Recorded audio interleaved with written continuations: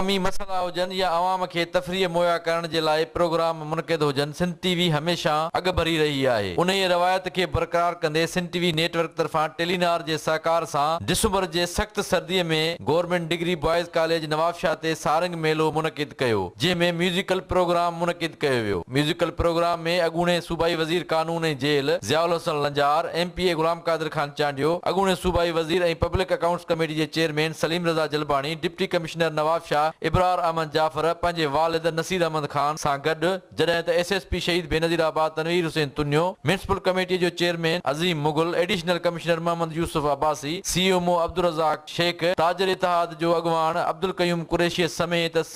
औरतुनि, मर्दनि ऐं मासूम ॿारनि शिरकत कई। जॾहिं त उन मौक़े ते सिंध जे मशहूर रागिन ज़ामिन अली, मारल ग्रुप, कॉमेडियन असगर खोसो, साजिद अली साजिद ऐं ॿियनि कलाम ॻाए अवाम खे झूमाए छॾियो।